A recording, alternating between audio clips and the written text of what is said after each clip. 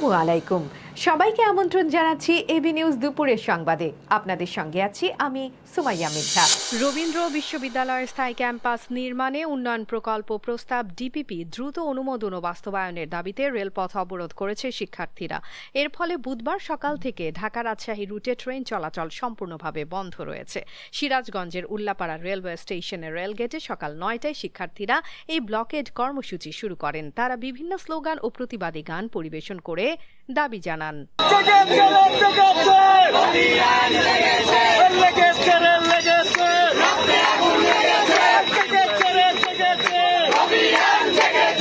শিক্ষার্থীদের অভিযোগ, প্রতিষ্ঠার 9 বছর পার হলেও শাহজাদপুরে স্থায়ী ক্যাম্পাস নির্মাণের জন্য ডিপিপি এখনও অনুমোদন পায়নি। দীর্ঘদিন ধরে দাবি জানিয়ে কোনো অগ্রগতি না হওয়ায় তারা বাধ্য হয়ে আন্দোলনে নেমেছেন।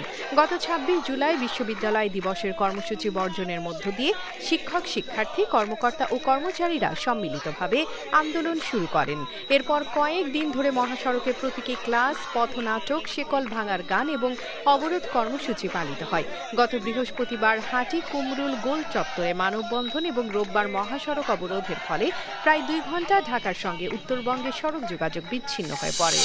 উজান থেকে নেমে আসা পাহাড়ি ঢল ও কয়েকদিনের ভারী বর্ষণের ফলে তিস্তা নদীর পানি বিপজ্জনকভাবে বৃদ্ধি পেয়েছে। বুধবার সকাল 6টায় ডালিয়া পয়েন্টে পানির উচ্চতা রেকর্ড করা হয়েছে 52.22 মিটার, যা বিপদ সীমার 7 সেন্টিমিটার ওপরে। ডালিয়া ডিভিশনের পানি শাখার উপসহকারী প্রকৌশলী জানিয়েছেন, উজানে টানা বৃষ্টির কারণে নদীর পানি দ্রুত বাড়ছে এবং ইতোমধ্যে নিম্নাঞ্চল ও চর গ্রামগুলো প্লাবিত হয়েছে। আশঙ্কা করা হচ্ছে সন্ধ্যার মধ্যে পানি আরও বৃদ্ধি পেতে পারে।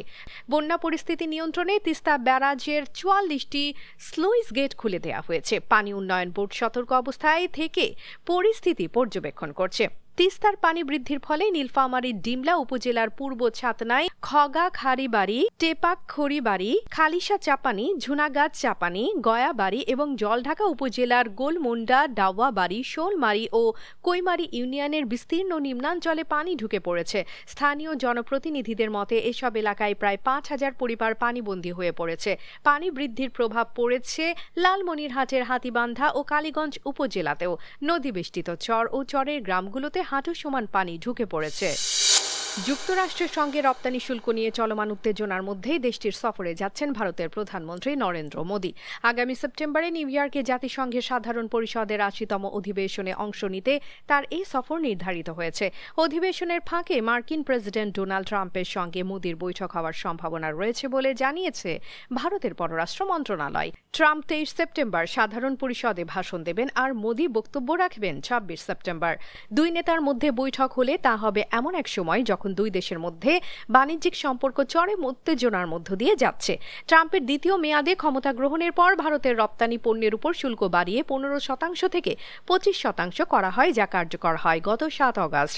এরপর রাশিয়া ইউক্রেন যুদ্ধের প্রেক্ষিতে ভারত রুশ তেল কম দামে কিনতে শুরু করলে ট্রাম্প প্রকাশ্যে অসন্তোষ জানান। তার অভিযোগ, ভারত রুশ তেল কিনে পরোক্ষভাবে যুদ্ধের অর্থ যোগান দিচ্ছে।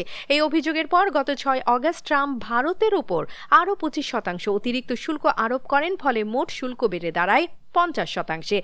এই পরিস্থিতিতে মোদির সফরকে কূটনৈতিকভাবে অত্যন্ত গুরুত্বপূর্ণ বলে মনে করছেন বিশ্লেষকরা। সফরের সময় দুই নেতার বৈঠক হলে তা ভারত যুক্তরাষ্ট্র বাণিজ্য সম্পর্কের ভবিষ্যতের দিক নির্ধারণে বড় ভূমিকা রাখতে পারে। অবরুদ্ধ গাজা উপত্যকার পূর্ণ নিয়ন্ত্রণ নিতে নতুন পরিকল্পনা করছে ইসরায়েল, যার আওতায় গাজা সিটি ও শরণার্থী ক্যাম্প সহ সমগ্র অঞ্চল দখলের লক্ষ্য নির্ধারণ করা হয়েছে। এই পরিকল্পনার বিরুদ্ধে আরব ও ইউরোপীয় দেশগুলো কড়া প্রতিবাদ জানালেও যুক্তরাষ্ট্রের প্রেসিডেন্ট ডোনাল্ড ট্রাম্প এতে পরোক্ষ সমর্থন দিয়েছেন। স্থানীয় সময় 11 আগস্ট এক মার্কিন সংবাদ মাধ্যমকে দেওয়া সাক্ষাৎকারে ট্রাম্প বলেন, অবশিষ্ট জিম্মিদের মুক্ত করা এখন অত্যন্ত কঠিন, কারণ হামাস বর্তমান পরিস্থিতিতে তাদের বের হতে দিচ্ছে না। যদিও তিনি সরাসরি দখল পরিকল্পনার পক্ষে মত দেননি। তার বক্তব্যে হামাসের বিরুদ্ধে আরও সামরিক চাপের ইঙ্গিত স্পষ্ট। এর আগে ইসরায়েলের প্রধানমন্ত্রী বেঞ্জামিন নেতানিয়াহু ঘোষণা দেন তারা আবারও গাজা দখল করতে চান।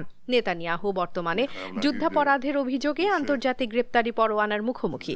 তার ঘোষণার পর বিশ্বজুড়ে উদ্বেগ ছড়িয়ে পড়ে। যুক্তরাজ্য, কানাডা ও অন্যান্য দেশ আশঙ্কা প্রকাশ করেছে যে এই পদক্ষেপ গাজায় মানবাধিকার লঙ্ঘন বাড়াবে এবং সাধারণ মানুষের দুর্ভোগ আরও তীব্র হবে।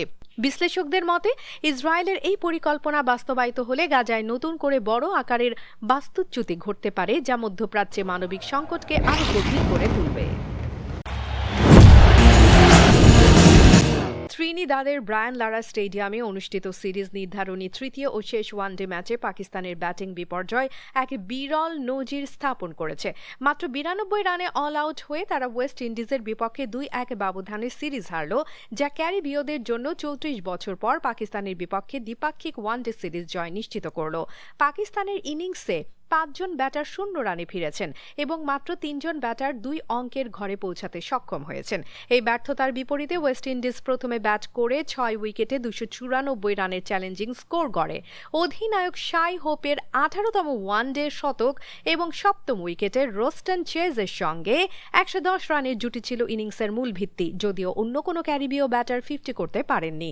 সিরিজের প্রথম ম্যাচে জয় পেয়েছিল পাকিস্তান, কিন্তু দ্বিতীয় ওয়ানডেতে বৃষ্টি বিঘ্নিত ম্যাচে 37 ওভারে 171 রান করে 5 উইকেটে হারে। শেষ ম্যাচে ব্যাটিং ব্যর্থতায় আশঙ্কায় তারা আগে ফিল্ডিংয়ের সিদ্ধান্ত নেয়। শাহিন আফ্রিদির অনুপস্থিতিতে পাকিস্তানের পেস আক্রমণ ছিল অনুজ্জ্বল। এবার ফুটবলের খবর। লা লিগার সপ্তদশ রাউন্ডের একটি ম্যাচ যুক্তরাষ্ট্রের মায়ামিতে আয়োজনের পরিকল্পনা ঘিরে স্প্যানিশ ফুটবলে নতুন বিতর্কের জন্ম দিয়েছে। চলতি বছরের 20 ডিসেম্বর বার্সেলোনা ও ভিয়ারিয়ালের মধ্যকার ম্যাচটি মায়ামির হার্ড রক স্টেডিয়ামে অনুষ্ঠিত হওয়ার কথা রয়েছে। লা লিগা ও স্প্যানিশ ফুটবল ফেডারেশন RFEF এই উদ্যোগে সম্মতি দিয়েছে এবং 2 ক্লাবও ইতিমধ্যে অংশগ্রহণে রাজি হয়েছে। তবে এই পরিকল্পনার বিরুদ্ধে সরব হয়েছে রিয়াল মাদ্রিদ। ক্লাবটি এক বিবৃতিতে জানিয়েছে তারা এই প্রস্তাব দৃঢ়ভাবে প্রত্যাখ্যান করছে। রিয়ালের মতে RFEF এই সিদ্ধান্ত গ্রহণ করেছে প্রতিযোগিতায় অংশগ্রহণকারী ক্লাবগুলোর সঙ্গে কোনো আলোচনা ছাড়াই, যা স্বচ্ছতা ও ন্যায্যতার পরিপন্থী। রিয়াল আরও দাবি করেছে স্পেনের বাইরে লিগ ম্যাচ আয়োজন হোম অ্যাওয়ে ভিত্তিক প্রতিযোগিতার আঞ্চলিক ভারসাম্য নীতিকে লঙ্ঘন করবে এবং একটি অগ্রহণযোগ্য নজির স্থাপন করবে। এর ফলে নির্দিষ্ট ক্লাবগুলো অযাচিত সুবিধা পেতে পারে, যা প্রতিযোগিতার নীতিগত ভারসাম্যকে বিঘ্নিত করবে।